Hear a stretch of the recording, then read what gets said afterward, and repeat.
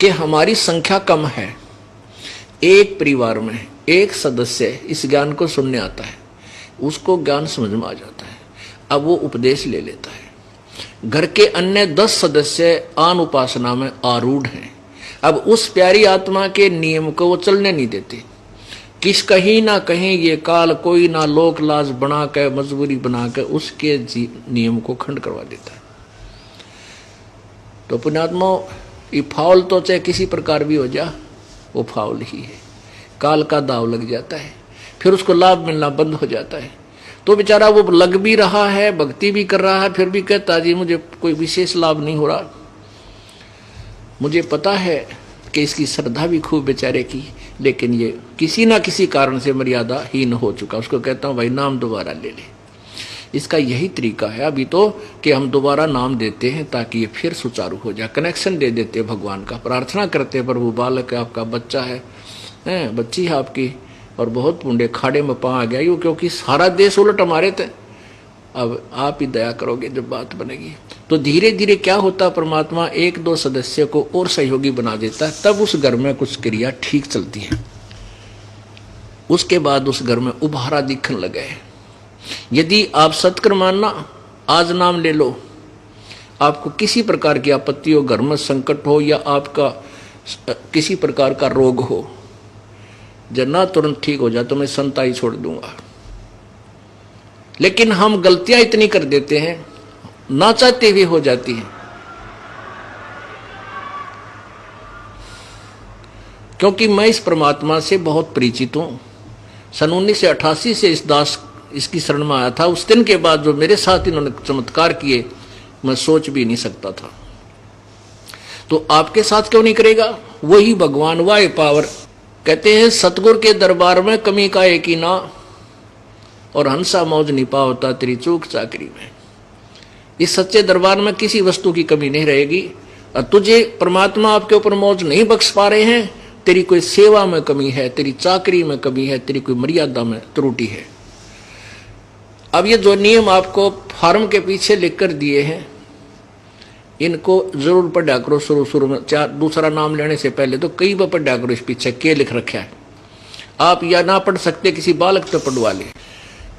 और इसकी विस्तृत जानकारी हमने भक्ति सौदागर को संदेश प्रथम भाग में प्रारंभ में लिखी हुई है, ताकि आप इस नियम से पूर्ण परिचित रहो और मार ना खाओ।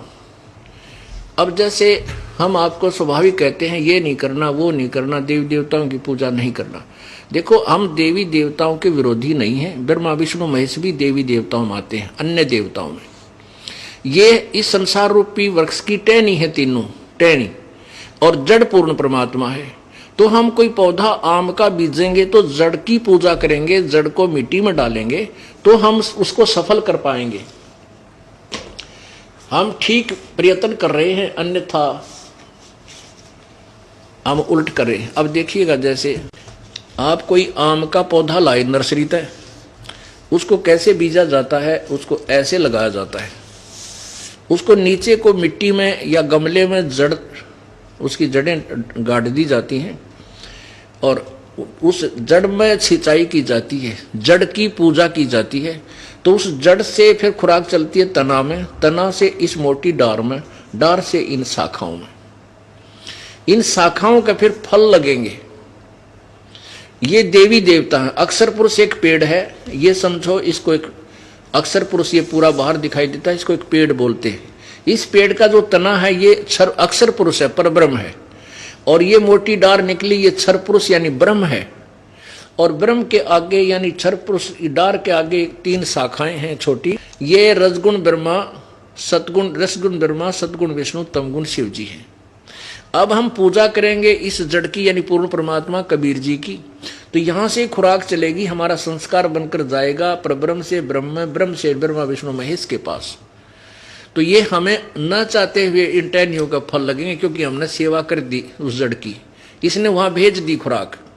ऐसे ही हम पूर्ण परमात्मा की भक्ति करेंगे तो इस भक्ति से हमें संस्कार बनेंगे और ब्रह्मा विष्णु महेश हमें इनका फल देंगे ही देंगे, अवश्य ही देंगे, ये रोक नहीं सकते।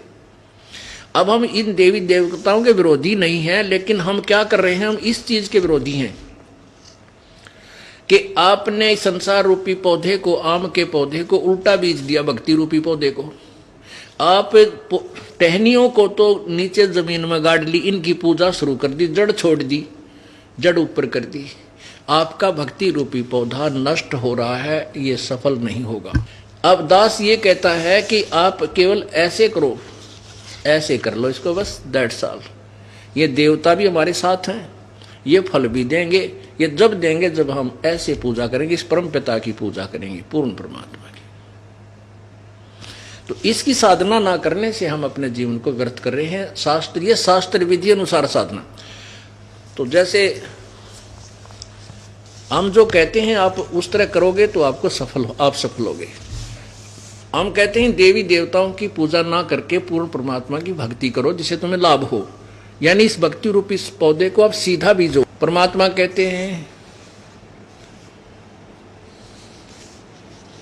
माई मसाणी सेड शीतला भैरो भूत हनुमंत, साहेब से नारार है जो इनको पूजंत। परमात्मा क्या कहते हैं कि जो इन शीतला माता की, अन्य माताओं की और ये भैरव भूत हनुमान आदि की जो पूजा करते हैं, इनसे भगवान 100 कोस होता है। देवी देव ठाडे भये हमको ठोर बताओ। कबीर परमेश्वर कहते हैं जो मेरी शरण में आ जाता है, फिर ये देवी देवता मेरे पास आते हैं कि जो आपकी पूजा कर रहे हैं वो हमें नहीं पूछ रहे हैं, हमारी पूजाएं नहीं कर रहे हैं, हमें ठोर बताओ हम कहाँ जाएं। कबीर परमेश्वर उनको कहता है कि जो मुझको पूजे नहीं उनको लूटो खाओ।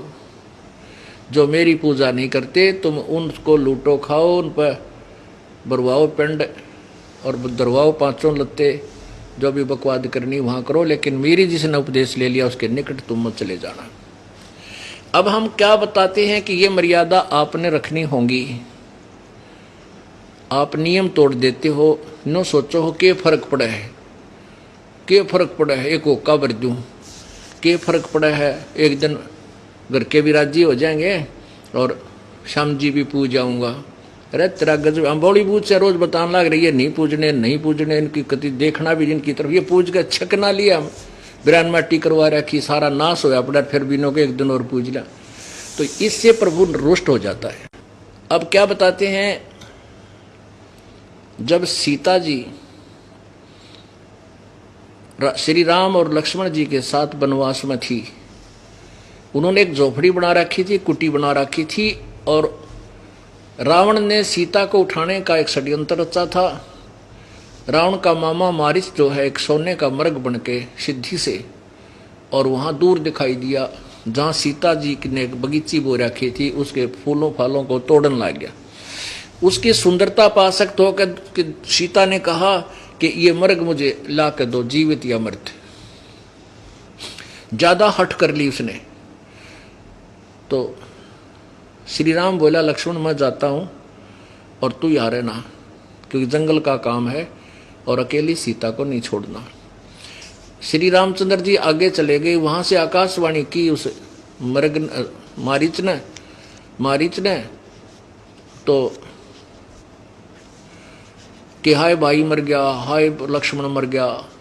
अब सीता ने सुन लिया बात कि तेरा भाई पर आपत्ति आ गई, तू जा लक्ष्मण। लक्ष्मण बोला मेरा भाई कोई मिट्टी का बना हुआ नहीं है कि मृग मार देगा, मेरा भाई नहीं मरा है, ये कोई चाल हो सकती है, तो मैं नहीं जाता। सीता ने उलाना दे दिया कि तू चाहे है तेरा भाई मर जा और तू मुझे पत्नी बनाना चाहता, इस तरह के कुछ शब्द बोल दिए। अब वो जति पुरुष था, उस पर बात नहीं सहन हुई, कहने लगी क्या ठीक है मैं जाता हूं। और उसने एक चारों तरफ एक रेखा खींच दी उस कुटिया के कि ठीक है इस रेखा से बाहर मत जाना, नहीं तो इसके अंदर रहना, तुरे पर कोई आपत्ति नहीं आएगी। सीता बोली ठीक है तू जल्दी जा, मैं नहीं जाऊंगी इस तो बाहर। इतने में रावण एक साधु का रूप बना करके आया और सीधा आ रहा है कि माई आटा दे। सीता आटा लेकर चली कि लो जी आ जाओ ले जाओ। उस रेखा से इधर खड़ी थी 2-4 फुट। रावण आगे को चला उसको उठाने के लिए कि ला उठा लाता हूं इसको फटाफट, बाहर तो आ गई है ये। तो जो ही उस रेखा के निकट आया तो रावण एकदम उल्टा हुआ, क्योंकि उसके अंदर से अग्नि की लपट निकली। रावण एकदम पीछे हो गया। अब रावण ने कहा कि यदि तूने आटा देना है तो माई बाहर आकर दे दे, नहीं तो मैं तुझे श्राप दे दूंगा और न्यू कर दूंगा। तो मुझे मारना चाहते थे, ये क्या तुमने जंतर मंतर कर रखा। अब सीता ने सोचा के फर्क पड़ा है, साधु तो है, ले इसको दे आती हूँ आटा, फिर आ जाऊंगी वापस। अब जो ही उसने रेखा से बाहर दूसरा कदम रखा था, उठा ली कंधे पे और लेकर भाग गया। अब क्या दुर्गति हुई सीता की, आप भी ब्रान माटी करवाई गेला, रामचंद्र और लक्ष्मण की लाखों लोग मरवा दिए उसे एक नादानी के कारण। तो पुण्यात्माओं, ये जो मर्यादा है इस काल के लोक में, तो आपने भक्ति करनी है या लक्ष्मण के सी रेखा समझ लेना। इसने पार करते ही काल तुम्हारा जो बक्कल तार देगा और भगवान से सैकड़ों दूर ले जाएगा। बहुत लंबी कहानी बन जाएगी।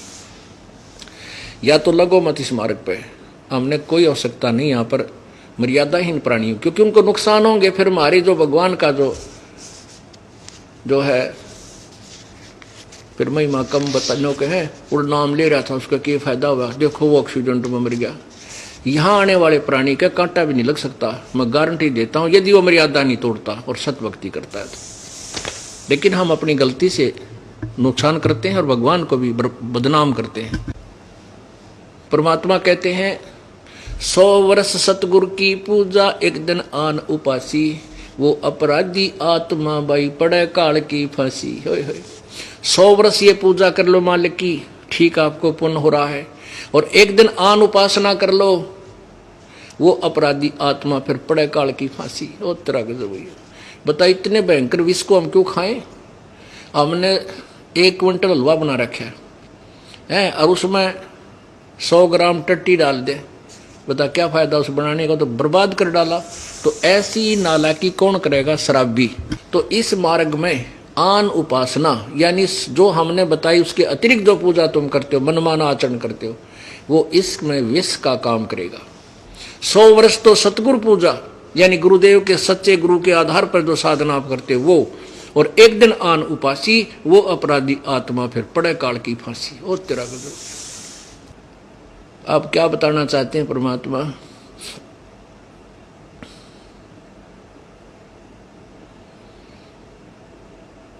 नर नारायण देही पाके, उस दरगाह में मार पड़ेगी जम पकड़ेंगे बाही, वादन की मोह डरनी लगे लज्जा रे अकनाही। नर नारायण देहे पाके तू फेर 84 जाही, जा सतगुरु की मैं बलिहारी जो जामन मरण मिटाई।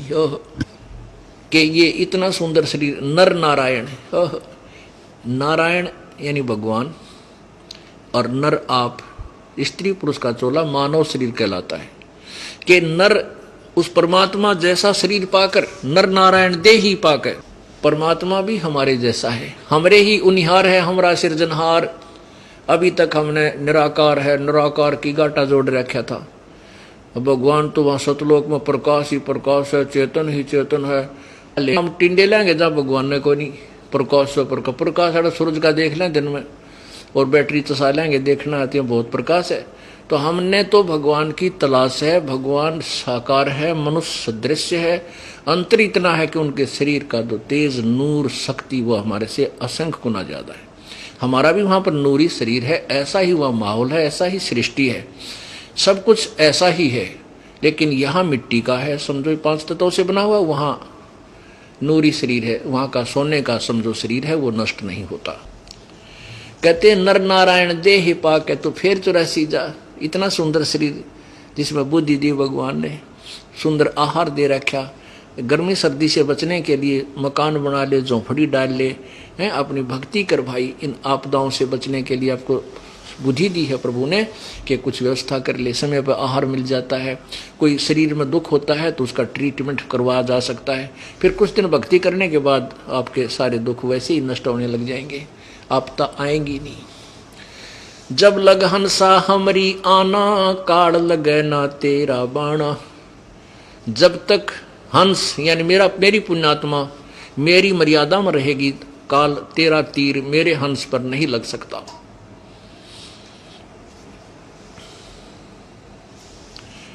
तो हमने इस भगवान की मर्यादा को नहीं तोड़ना है। भक्ति कम ज़्यादा वो स्वीकार हो जाएगी, उसमें इतना होगा कि एक जन्म बढ़ सकता है। और मर्यादाहीन प्राणी का तो कितने ठिकाना को ना। लेकिन अब हम समझदार हो गए, कम क्यों करेंगे, हम खूब करेंगे। और क्या करेंगे, समझ दिखाई दे जाएगा कि क्या मांगू कुछ थिर ना रही, देखो तो नैन चला जग जाई, एक लख पूत सवा लख नाती, उस रावण का कोई दीवान बैठी। हम क्या मांगेंगे भगवान के दरबार में। एक प्लाट मिला भगवान, कोई प्लाट है तेन के परमात्मा एक मकान बन जाए, कोई बात ना। ये तो परमात्मा यहाँ तो आपको फ्री में मिलेंगे ये वस्तु। तो किसी का संतान नहीं है वो संतान मांग लेता है, किसी के पुत्र नहीं है पुत्र मांगने आता है, और निर्धन धन मांग लेता है। परमात्मा जब आपको ज्ञान हो जाएगा, परमात्मा कहेंगे भाई आपको ज्ञान हो जाएगा कि के मांगू कुछ स्थिर ना रहाई, देखत नैन चला जग जाई। आंखों के सामने दुनिया जा रही है, करोड़पति अरबपति ना जाने कितने एक्सीडेंट के अंदर मृत्यु होकर के और वहीं समाप्त हो जाते हैं, वो धरा रह जाता सारा धन। तो ये ज्ञान हमें सत्संग से हो जाएगा, इस सत्संग से। ये सत्संग है जो आपको सुनाया जा रहा है, बाकी इस पृथ्वी पर कोई सत्संग नहीं है। आप इसको चाहे सत्य मानना या इस दास का अभिमान मानना, ये आपकी अपनी सोच होगी, लेकिन अभिमान नहीं, ये सच्चाई बता रहा हूं। सत्संग नहीं है कहीं पर भी। हुआ बाई बकते आपको दिखाएंगे इन महापुरुषों के सोच विचार, कह का भी नहीं पता इनको भगवान के बारे में, और करोड़ों लोगों को वो गुमराह किए बैठे।